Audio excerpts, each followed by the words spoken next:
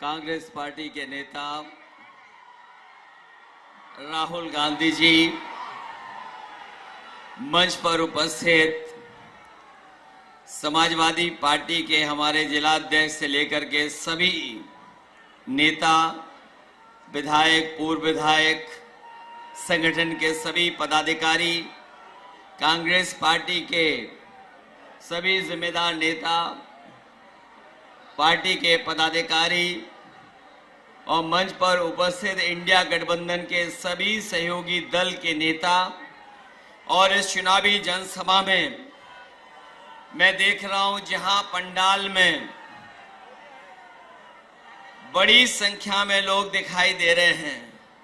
हमारे सभी आदरणीय बुजुर्ग, किसान भाई, माताएं, बहनें और बड़ी संख्या में नौजवान साथी, पत्रकार बंधु, मैं सबसे पहले आप सबका बहुत बहुत धन्यवाद और आभार प्रकट करना चाहता हूं। मैं देख रहा हूं जहां पंडाल हमारा भरा दिखाई दे रहा है, पंडाल जहां नहीं है, हमारे दाईं तरफ दूर तक और बाईं तरफ बड़ी संख्या में और पीछे पेड़ों से लेकर के एम्बुलेंस से आगे तक और इस मंच के दाएं और बाएं ओर बड़ी संख्या में लोग दिखाई दे रहे हैं। मैं एक एक साथी जो यहां पर उपस्थित है, आप सबका इस तपती हुई गर्मी में जहां आपने मनोबल और जोश बढ़ाने का काम किया है, मैं आप सबका आभार प्रकट करता हूं। जहां चुनाव लगातार आगे बढ़ता चला जा रहा है और जब मैं यहां पर पहुंचा हूं, देवरिया की वो महान धरती, एक ऐसी धरती देवरिया जिसको देवों की धरती माना गया,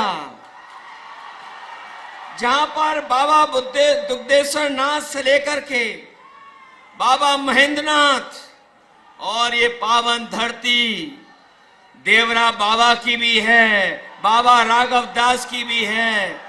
इसलिए मैं आप सबका उस धरती पर धन्यवाद भी देता हूं। और जहां आखिरी चरण में चुनाव पहुंचा है, हमें पूरा भरोसा है कि इस बार यहां से देवरिया, बांसगांव, गोरखपुर, आसपास जितनी लोकसभाएं हैं, इंडिया गठबंधन भारी बहुमत से जीत करके जा रहा है।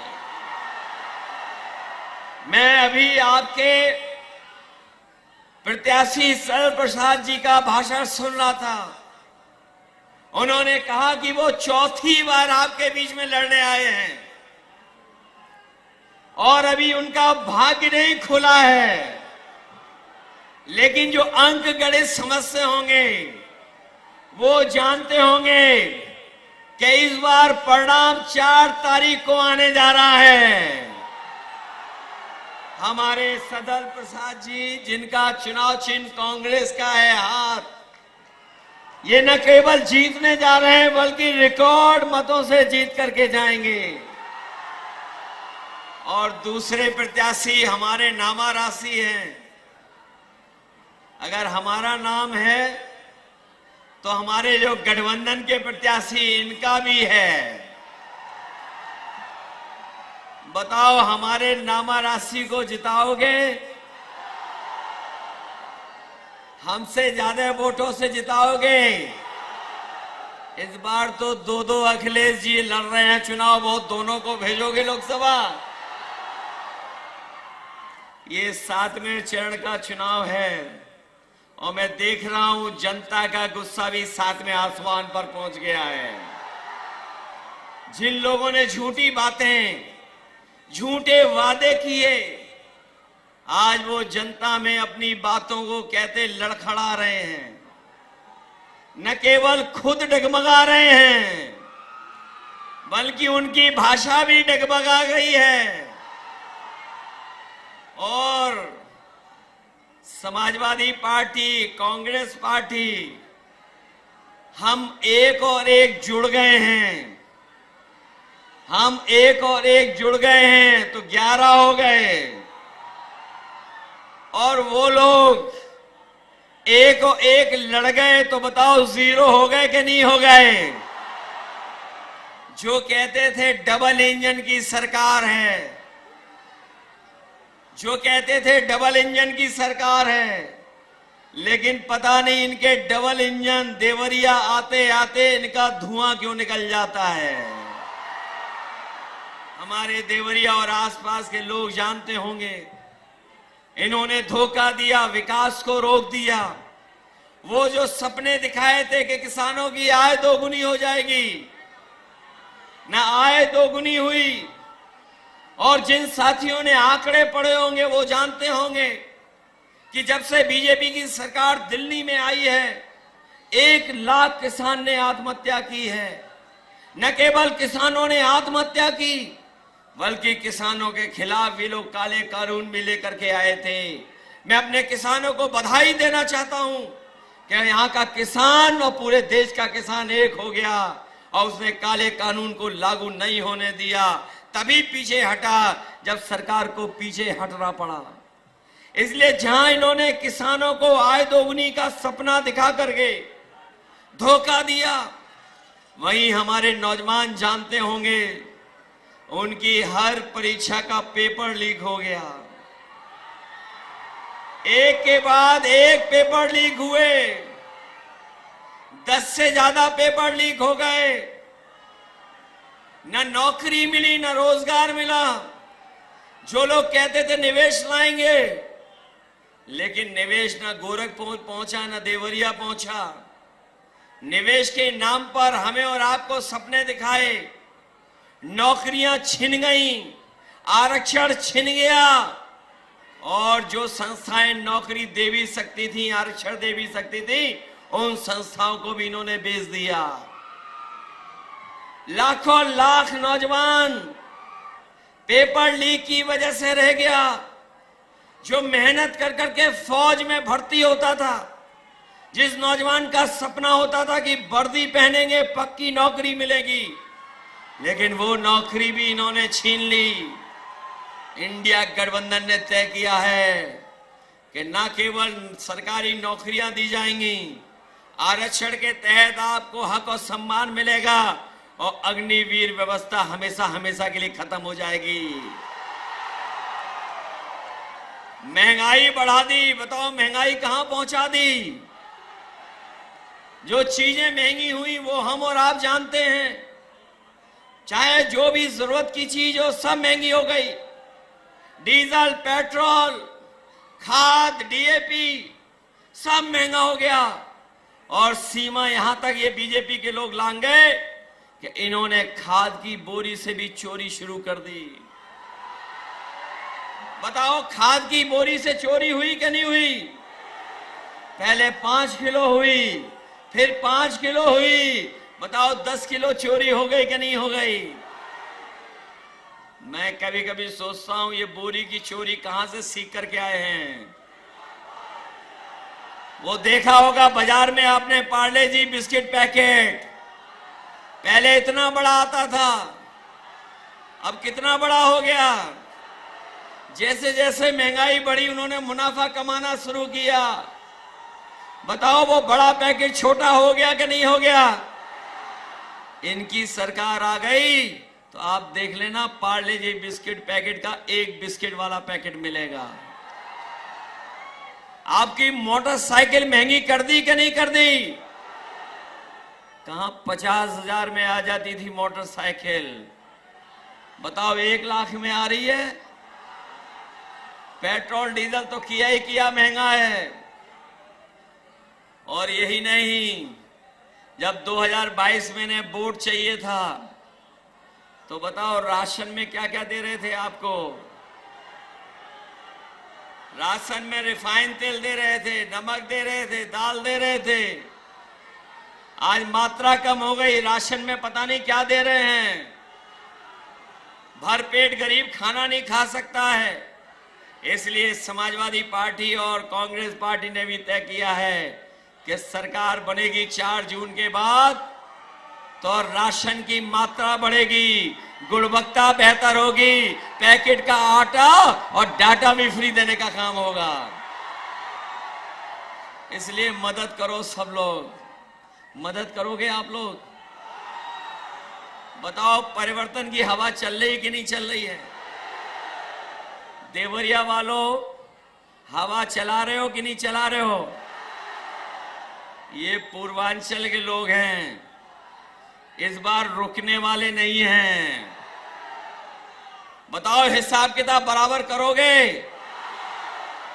न केवल हिसाब किताब देवरिया का करना है, बांसगांव से लेकर के गोरखपुर आसपास सब सीटों को जिताना है, क्योंकि ये चुनाव हमारे आपका तो है ही है, लेकिन ये चुनाव हमारे आने वाली पीढ़ी के भविष्य का चुनाव भी है।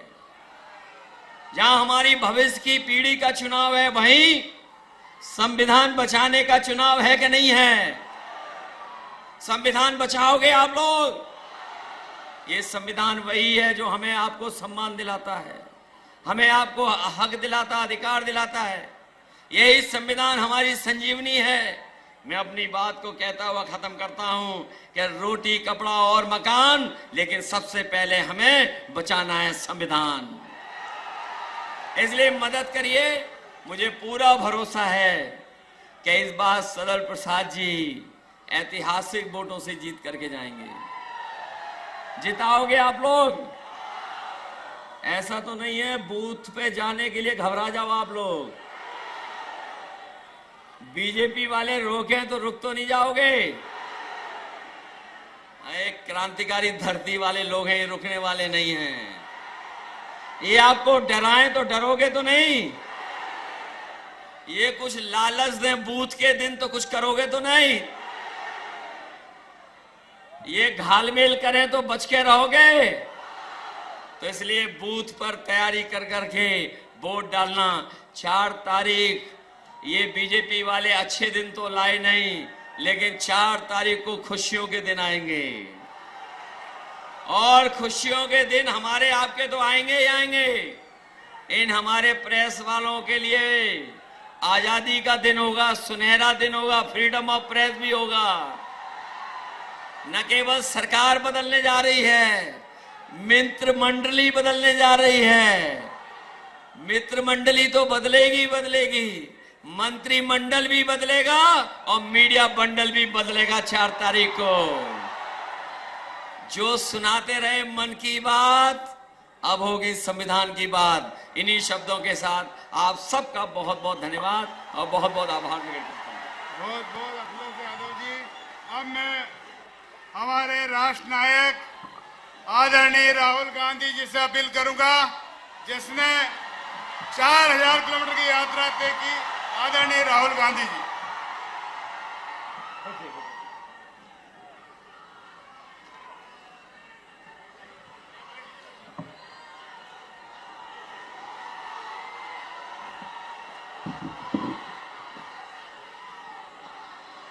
अखिलेश यादव जी, अविनाश पांडे जी, सुप्रिया श्रीनाथे जी, रामजी गिरी जी, निर्मला पासवान जी, व्यास यादव जी, ब्रजेश गौतम जी, केशव चंद यादव जी, आलोक प्रसाद जी, यहां कैंडिडेट्स सदल प्रसाद जी, अखिलेश प्रताप सिंह जी, इंडिया अलायंस के वरिष्ठ नेता, भाइयों और बहनों, प्यारे कार्यकर्ता, इंडिया अलायंस वाले, बब्बर शेर, टाइगर, जो इतनी गर्मी में शिकार करने निकले हैं। भाई और बहनों, विचारधारा की लड़ाई है। एक तरफ इंडिया गठबंधन और ये संविधान, और दूसरी तरफ वो लोग जो इस संविधान को रद्द करना चाहते हैं, खत्म करना चाहते हैं, फेंकना चाहते हैं। बीजेपी के नेताओं ने खुलकर कहा है कि अगर हमारी सरकार आएगी हम संविधान को खत्म कर देंगे। मैं उनको कहना चाहता हूं, आपकी सरकार नहीं आएगी।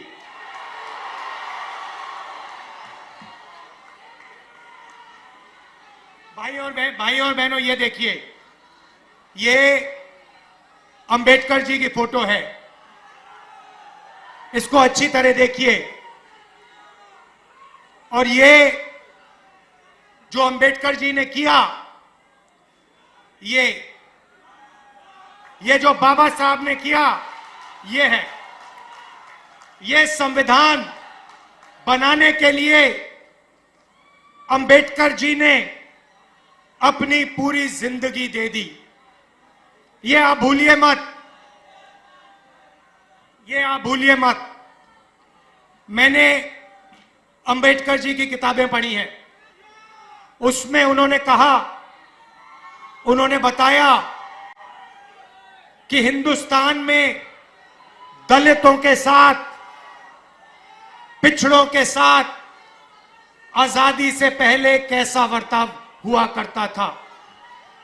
उन्होंने कहा कि जब वो छोटे थे, बच्चे थे, बैलगाड़ी पे गए और उनको पूरे रास्ते पानी नहीं पीने दिया गया था।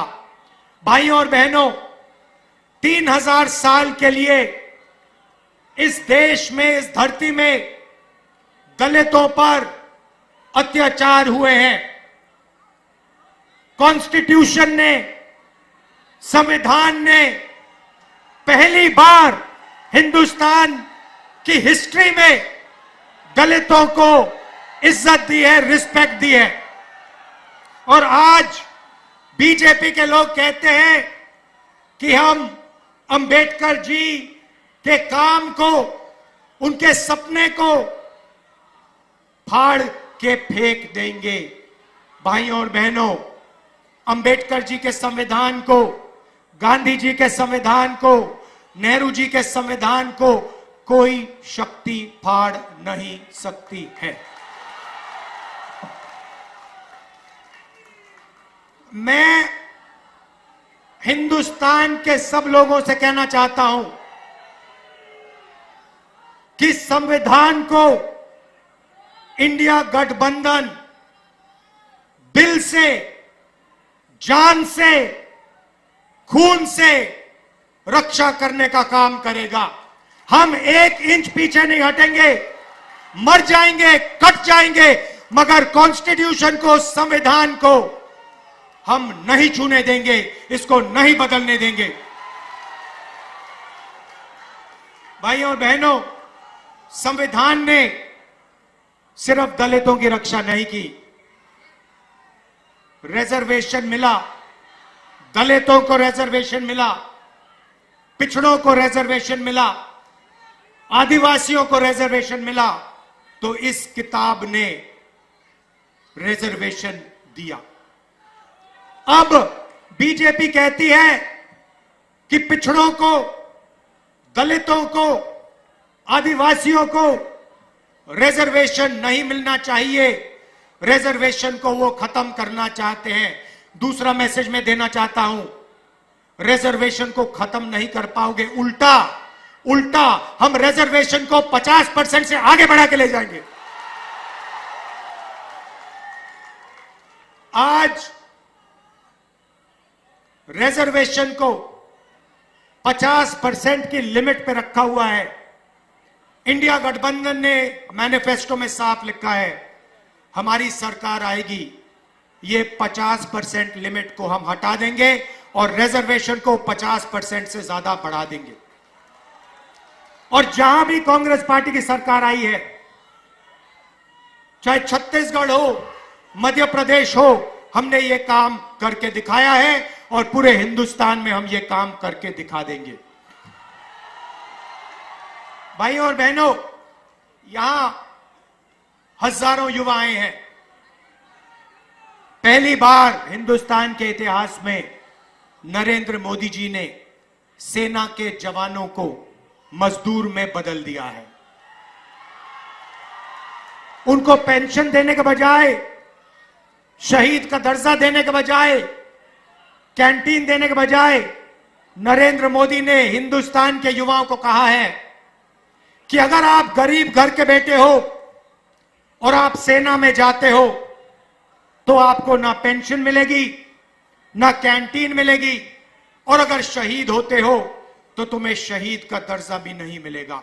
और अमीर घर के बेटों से कहते हैं कि अगर आप अमीर हो तो आपको पेंशन मिलेगी, आपको शहीद का दर्जा मिलेगा, आपको कैंटीन मिलेगी, आपके परिवार की रक्षा होगी। अग्निवीर योजना के हम खिलाफ हैं।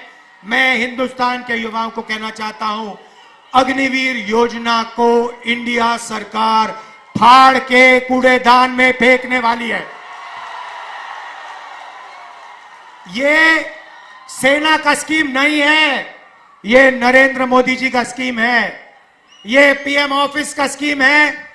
और इससे सेना का, देशभक्तों का, जवानों का अपमान किया जा रहा है। इसीलिए हम इस स्कीम को रद्द करने जा रहे हैं। भाइयों और बहनों, आपने नरेंद्र मोदी जी के इंटरव्यू देखे आजकल? वो चमचे वाले जिसमें चार पांच चमचे बैठते हैं और नरेंद्र मोदी से सवाल पूछते, वो देखे आपने?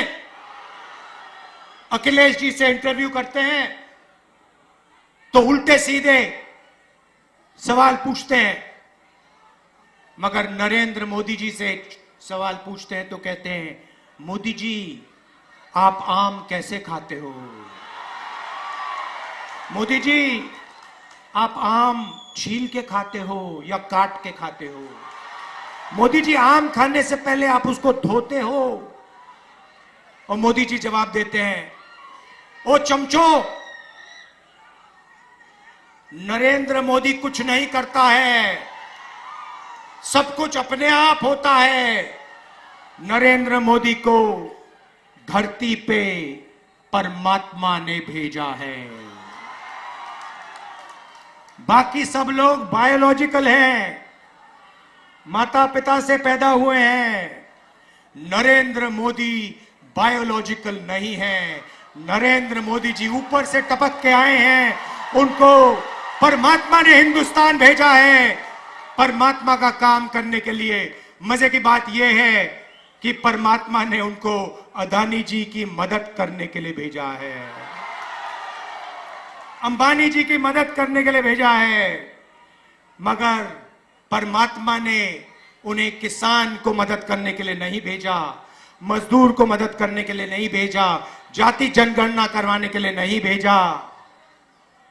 अजीब सी बात है भाइयों और बहनों, अगर सचमुच में परमात्मा ने भेजा होता तो परमात्मा कहते कि हिंदुस्तान के सबसे कमजोर लोगों की मदद करो, किसानों की मदद करो, मजदूरों की मदद करो, गरीबों की मदद करो। नरेंद्र मोदी जी के परमात्मा ने उन्हें कहा, नरेंद्र मोदी जी अदानी की मदद करो, हिंदुस्तान के सारे एयरपोर्ट अदानी को दे दो, हिंदुस्तान के पावर प्लांट्स को अदानी को दे दो, रेलवे अदानी को दे दो।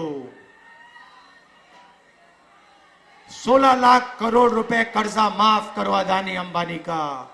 ये कैसे परमात्मा है? ये नरेंद्र मोदी जी वाले परमात्मा है। भाइयों और बहनों, परमात्मा की बात हो रही है तो आपने राम मंदिर का इनॉग्रेशन देखा? राम मंदिर के इनॉग्रेशन में हिंदुस्तान के राष्ट्रपति जो आदिवासी हैं, उन्हें कहा जाता है तुम्हें नहीं आना है, तुम्हारा चेहरा नहीं दिखना चाहिए। राम मंदिर के इनॉग्रेशन में एक पिछड़ा वर्ग का व्यक्ति नहीं था, एक दलित नहीं था, एक किसान नहीं था, एक मजदूर नहीं था। अंबानी अदानी की लिस्ट लगी हुई थी वहां पर। तो जो भी ये करते हैं अदानी अंबानी के लिए करते हैं। अब हमें काम करना है, इंडिया गठबंधन की सरकार आ रही है। मैं आपको सिर्फ आज 2 चीजें कहना चाहता हूं। सबसे पहले भाइयों और बहनों, 4 जून इंडिया गठबंधन की सरकार बनेगी। हिंदुस्तान के गरीब परिवारों की लिस्ट बनेगी, करोड़ों लोगों के नाम उस लिस्ट में होंगे। हर परिवार में से एक महिला का नाम चुना जाएगा, करोड़ों महिलाओं के नाम एक लिस्ट में लगेंगे। उसके बाद 5 उसके बाद 5 जुलाई खटाखट खटाखट खटाखट खटाखट 5 जुलाई, 5 अगस्त, सितंबर, अक्टूबर, नवंबर, दिसंबर। मीडिया वाले लोग कहेंगे देखो देखो इंडिया गठबंधन गरीबों की आदत बिगाड़ रहा है। हम उनसे कहेंगे ज्यादा बोला तो दुगना कर देंगे। आप लोग अंबानी के हो, अदानी के हो, आप अपना काम करो, आप उनकी शादी दिखाओ, हम अपना काम करेंगे। हमारा काम गरीबों के बैंक अकाउंट में, किसानों के बैंक अकाउंट में, महिलाओं के बैंक अकाउंट में हिंदुस्तान का धन डालने का है। हम उस काम को पूरा करेंगे। भाई और बहनों, किसानों का कर्जा माफ होगा, मिनिमम सपोर्ट प्राइस कानूनी मिलेगी। मनरेगा में आज 250 रुपए मिलते हैं, 400 रुपए मिलेंगे। और आशा और आंगनवाड़ी की जो महिलाएं हैं, जितनी भी उनकी आज आमदनी है उसको हम डबल कर देंगे। आखिरी बात, नरेंद्र मोदी ने बेरोजगारी फैलाई, उत्तर प्रदेश के युवाओं को चोट पहुंचाई। आपसे कहा, युवाओं नाली के ओर जाओ, नाली में पाइप डालो, नाली में से गैस निकलेगी, पाइप को चूल्हे में लगाओ और पकौड़े बनाओ। और उसके बाद कहते हैं परमात्मा ने कहा है कि मैं हिंदुस्तान के युवाओं को नाली के गैस से पकौड़े पकाना सिखाऊं। आपको बेरोजगार बनाया, 30 लाख सरकारी नौकरियां इंडिया गठबंधन के आते ही आपके हवाले कर देंगे। बेरोजगार युवाओं के बैंक अकाउंट में, गर्मी है काफी,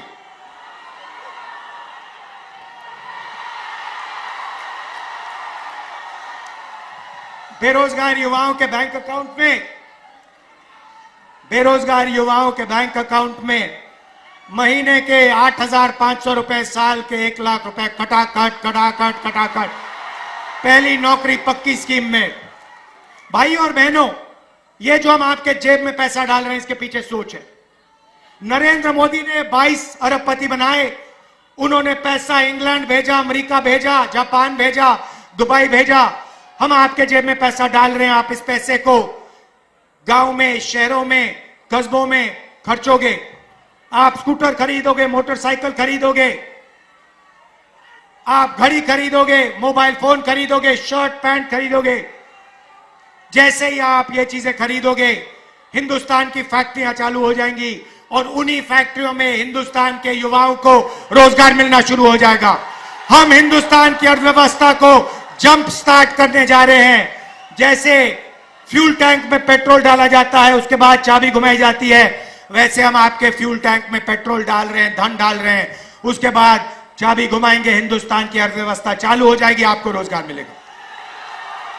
मैं आपका दिल से धन्यवाद करना चाहता हूं और समाजवादी पार्टी के कार्यकर्ताओं से, कांग्रेस पार्टी के कार्यकर्ताओं से मैं धन्यवाद करना चाहता हूं। किस बात का धन्यवाद कि इस चुनाव में ये जो दोनों समाजवादी पार्टी और कांग्रेस पार्टी है, जो हाथ का निशान है और जो साइकिल का चिन्ह है, ये दोनों एक साथ मिल गए हैं। साइकिल को हाथ के पंजे ने पकड़ लिया है और ये दोनों एक हो गए।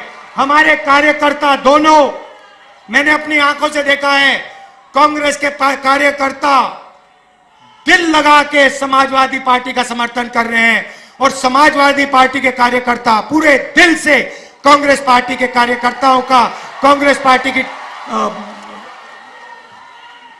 कैंडिडेट्स का पूरा समर्थन कर रहे हैं। भाई और बहनों, जीत निश्चित है। यहां पे मैं बता रहा हूं, लिख लो, यहां पे क्लीन स्वीप होने जा रही है गठबंधन की, इंडिया गठबंधन की। लाइन लगने वाली है सीटों की, टकाटक टकाटक टकाटक टकाटक। और उसके बाद good bye BJP, good bye Narendra Modi, Tata.